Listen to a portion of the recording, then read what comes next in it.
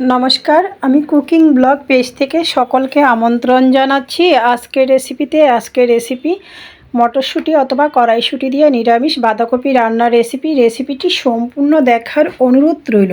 চলুন দেরি না করে রেসিপিটি শুরু করা যাক। চুলা অন করে একটি কড়াই বসিয়ে দিয়েছি। কড়াইয়ে দিয়ে দিয়েছি পরিমাণ মতো তেল, লবণ, ছোটো করে কেটে রাখা আলু, গাজর, পরিমাণ মতো হলুদ গুঁড়া, নাড়াচাড়া করে আলু গাজর ভেজে নেব।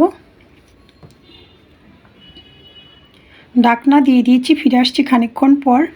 নাড়াচাড়া করে নিচ্ছি। আর মাঝখানে আমি একবার নাড়াচাড়া করে নিয়েছিলাম ঢাকনা নামিয়ে। আলু গাজর ভাজি হয়ে গিয়েছে, নামিয়ে নিয়েছি। একই পাত্রে দিয়ে দিয়েছি আরও খানিকটা তেল, ছোটো করে কেটে রাখা বেগুন, পরিমাণ মতো লবণ, হলুদ, নাড়াচাড়া করে বেগুনটাও ভেজে নেব।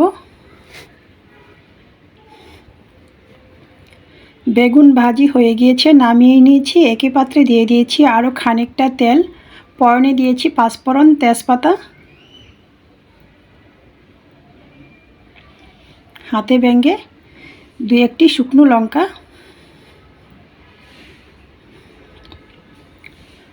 মশলায় নিয়েছি পরিমাণ মতো হলুদ গুঁড়া, স্বাদ মতো লঙ্কার গুঁড়া, জিরার গুঁড়া, সামান্য পরিমাণে আদা বাটা, জল দিয়ে গুলে মশলাটা রেডি করে নিচ্ছি। ফোড়ন ভাজি হওয়ার পর মশলাটা দিয়ে দেব।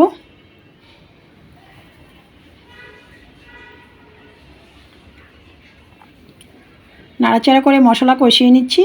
স্বাদ মতো লবণও দিয়ে দিয়েছি।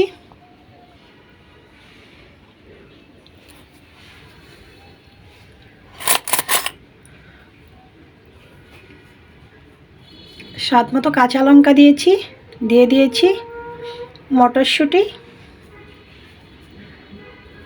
বড় সাইজের একটি টমেটো ছোটো করে কেটে নিয়েছি।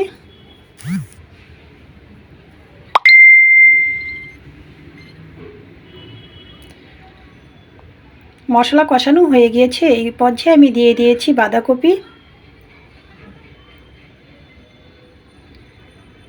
কেউ চাইলে বাঁধাকপিটা বাপিয়েও নিতে পারেন।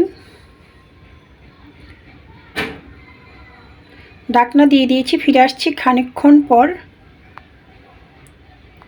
ঢাকনা নামিয়ে নাড়াচাড়া করে নিচ্ছি।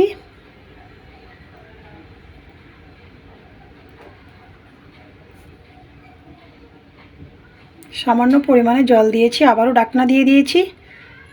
ফিরে আসছি খানিকক্ষণ পর। দিয়ে দিয়েছি ভেজে রাখা আলু, বেগুন, গাজর, গরম মশলা পাউডার, নাড়াচাড়া করে নিয়েছি। তো রেডি হয়ে গিয়েছে আমার নিরামিষ বাঁধাকপি রান্নার রেসিপিটি ভালো লাগলে আমার ফেসবুক পেজটা ফলো, ইউটিউব চ্যানেলটা সাবস্ক্রাইব করুন, সাথেই থাকুন। সকলকে ধন্যবাদ।